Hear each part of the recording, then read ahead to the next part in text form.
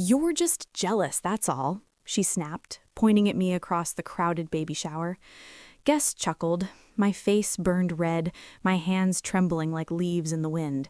From the corner of the room, a stranger approached, holding an envelope. I froze, unsure if it was for me or some cruel prank. "Hi, I'm Tessa, 33, a freelance graphic designer living in Chicago. Life hasn't exactly handed me red carpets or champagne toasts. I rent a tiny apartment where the smell of paint and coffee lingers, juggling client deadlines while dreaming of my own design studio one day. I'm the middle child, often overlooked in family gatherings and even among friends. My victories are quiet, private, and easy to miss. My best friend, Amanda, always seemed to be the one everyone adored. Her life looked picture perfect. Praise, attention, and admiration followed her everywhere. Meanwhile, I hovered in the background, quietly building a small but loyal following online for my work.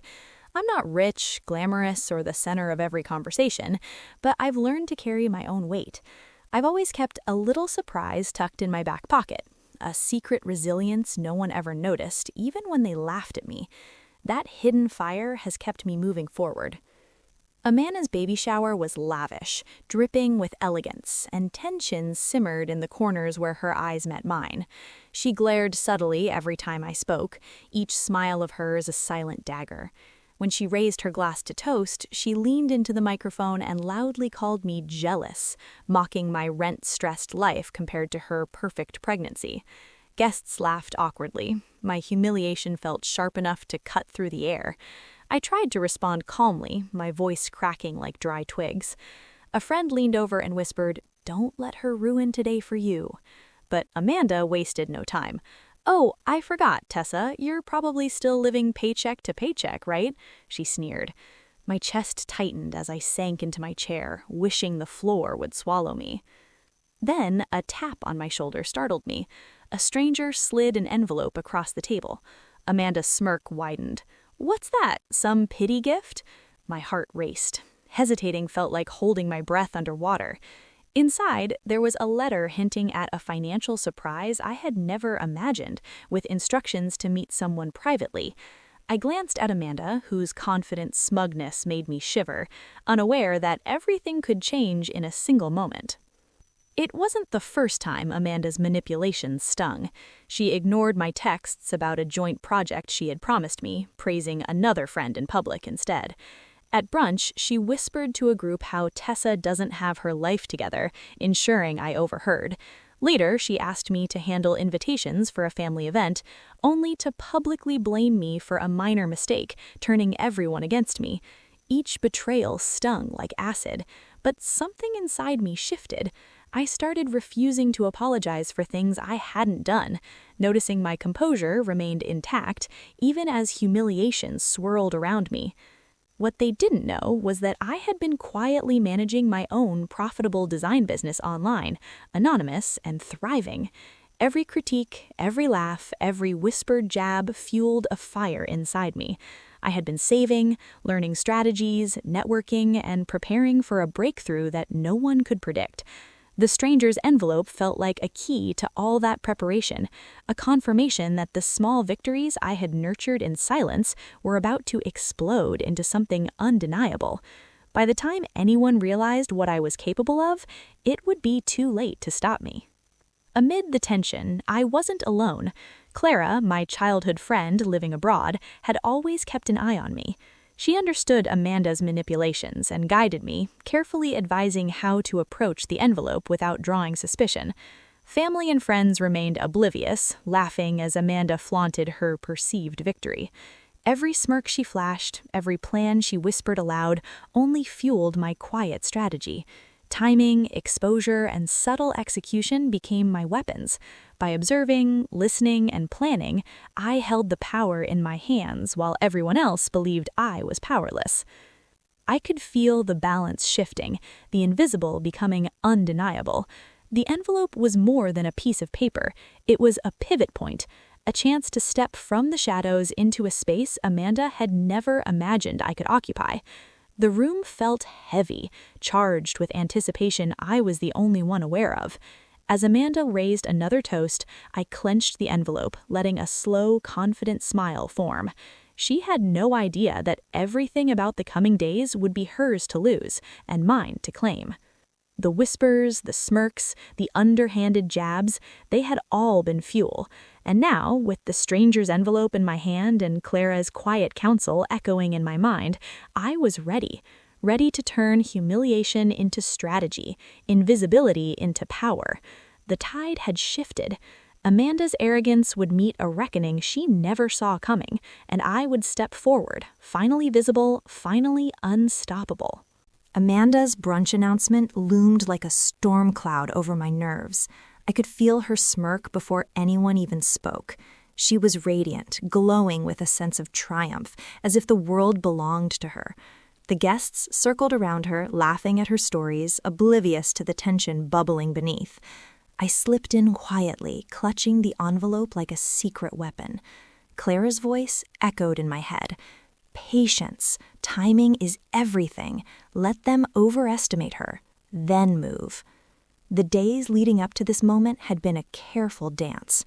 I had reached out to a few allies from my online design network, quietly confirming that my next showcase would drop publicly at precisely the time Amanda made her announcement. The financial opportunity hinted at in the envelope aligned perfectly with this launch, giving me leverage I hadn't dared to dream of before. Every meticulous calculation had been aimed at this moment: exposure, impact, and undeniable proof of my competence. Amanda started her spiel, highlighting her pregnancy, her new nursery, and her supposed success. The room hung on her every word, and I felt a familiar pang of invisibility, the one that used to twist inside me like a knife. But this time, I didn't shrink. Instead, I counted each breath, let my calm settle like a cloak around me, and waited for the perfect moment. Then I stood. The room shifted as eyes turned in my direction. Amanda's smile faltered slightly. Her confidence wavered, though she tried to mask it. I pulled the envelope from my purse and held it casually. "Actually, I have something I'd like to share too," I said. My voice was steady, smooth, and confident, everything Amanda had tried to crush in me. Gasps rippled through the room. The guests' attention shifted, curiosity replacing the previous laughter. I opened the envelope and revealed the letter inside, carefully summarizing its contents without hesitation. A financial windfall, the beginnings of a partnership opportunity with a major client, and a confirmation that my design work, long anonymous, had attracted serious industry attention. This was the tangible evidence of my months of hard work, strategic planning, and silent resilience. Amanda's face changed with each word. "Wait, how did you—" she stammered, the bravado in her voice crumbling. "You called me jealous, humiliated me, and ignored me," I replied, my tone sharp and controlled. "I guess I wasn't invisible after all." My words landed like a hammer. Guests murmured, glances darting between us. Amanda's laughter and smirks evaporated, replaced by disbelief and panic. Clara stepped up discreetly beside me, handing over a folder that contained proof of my anonymous client work. "Tessa's been managing this project for months," she said, quietly but firmly. The room's whispers grew louder as people pieced together the scale of what I had accomplished. Amanda's attempts to interrupt fell flat. Her carefully crafted image of perfection was cracking before everyone's eyes. The brunch, which had been her stage, now was my spotlight. Each proof of my achievements, each confirmation of my independence and skill reinforced my revelation. I had built something that no one had expected, something solid and undeniable. Guests began leaning in, complimenting me on my work and expressing genuine admiration. Amanda tried to redirect attention, but her energy was gone, her confidence dismantled by the stark contrast between her assumptions and the reality I had quietly constructed. I maintained my composure, letting my quiet strength speak louder than any confrontation could. I noticed subtle shifts in the room. Friends who once laughed at Amanda's jabs now looked at her with curiosity and caution. Family members whispered amongst themselves, reconsidering everything they had assumed about my life. Every smirk she threw at me, every whispered insult came back to her like a mirror reflecting her own arrogance. The envelope had been the catalyst, but the victory belonged to me. Months of planning, resilience, and patience culminated in this moment. Amanda could no longer hide behind her facade. She had underestimated me at every turn, and now the power dynamic had reversed entirely. As the brunch continued, I felt a surge of satisfaction, a warmth that had nothing to do with vindictiveness and everything to do with finally stepping fully into my own capability. Clara gave me a subtle nod from across the room, pride and quiet triumph shining in her eyes.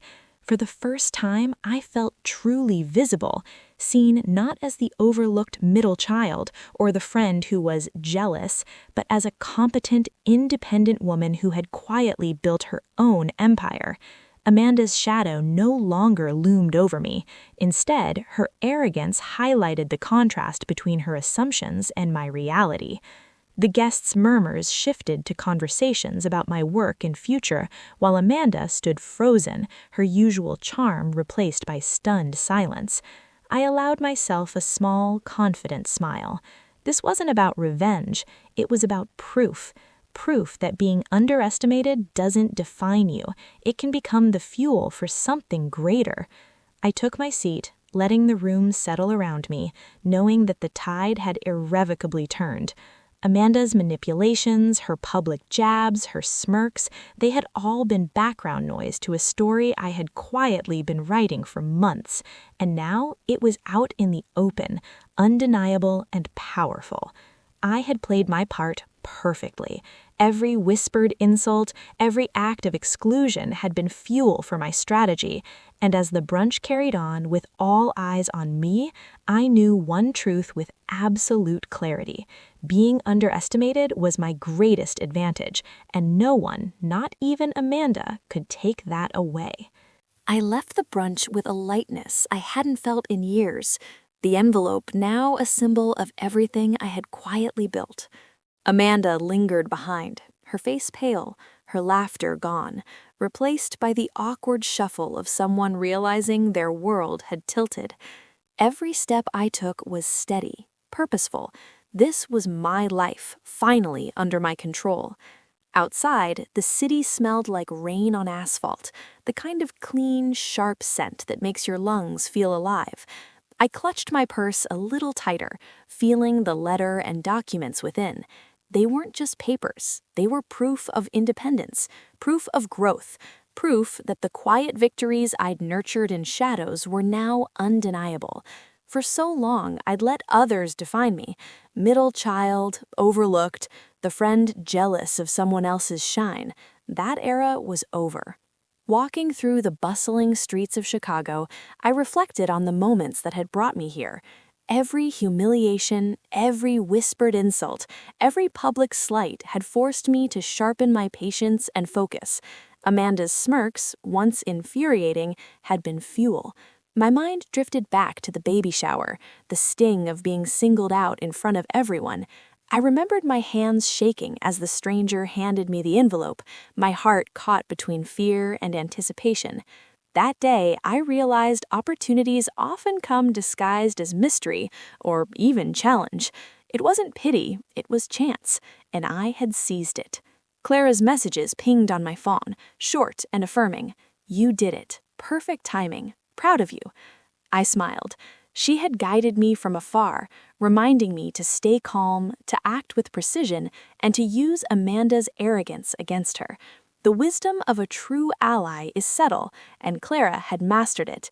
She didn't push, didn't speak for me publicly. She simply reminded me of my power and how to wield it. Later that evening, I sat at my tiny apartment desk, the glow of my laptop illuminating sketches and drafts scattered across the workspace. My own design studio, my real dream, was no longer just a concept in my head. The financial windfall hinted at in the envelope gave me the leverage to expand, to reach beyond freelance gigs into projects I had long fantasized about. I didn't need anyone's approval. I had built this life quietly, and now it had momentum. The contrast between my composure and Amanda's unraveling still made me smirk. During the brunch, she had tried to control the narrative, but the evidence, my poise, and the support of those who truly understood my work turned her own audience against her. It was a lesson in timing, patience, and self-belief. You can't force recognition, but you can create the circumstances where it becomes inevitable. Humiliation was my teacher. Being underestimated became my advantage. I remembered each small moment of pain, the brunch whispers, the failed text exchanges, the blame for minor mistakes. Each incident had been a stone I stacked in the foundation of my strategy. I had waited, observed, and quietly prepared. Now the structure was strong, visible, and undeniable. Even Amanda's closest allies were no longer seeing her as untouchable. They glanced at me, curiosity and respect mingling in their expressions. I realized that power doesn't always roar. Sometimes it quietly builds, invisible until it hits like a tide. I had been the tide all along. I leaned back, the city lights twinkling through my window, and allowed myself a small sigh of satisfaction. Life had finally aligned with my effort. Amanda's arrogance had blinded her to what I was capable of, and I had turned every ounce of ridicule into fuel for something greater. The lesson was clear. Sometimes the people who think they have it all are the ones who don't even see what you're capable of. They laugh, they mock, they try to dim your light, but resilience, strategy, and quiet confidence can transform those moments into triumph. I smiled at the thought, imagining all the doors opening, the projects unfolding, and the recognition I'd finally claim. The envelope was the spark, yes, but the fire was entirely mine. Amanda could stew in her embarrassment, her fragile social dominance, while I moved forward, unapologetic, unshaken, and fully in control. Later, I would post a teaser of my upcoming design showcase online, knowing that the people who had overlooked me would now see my work, my independence, and my capability. The quiet victories had become loud, and I was finally the person everyone noticed, but on my terms. Humiliation taught me resilience. Underestimation became my secret weapon. And for the first time in my life, I walked through the world knowing my value, my strength, and my independence, untouchable by anyone who had once thought they could define me. Sometimes the ones who think they have it all are the first to crumble when faced with someone they underestimated, and I had waited, prepared, and risen in the moments they never saw coming. This was more than revenge. It was recognition, achievement, and the ultimate power of patience. The city hummed around me, oblivious to the quiet storm I had become, and I couldn't help but smile. I was finally visible. I was finally unstoppable.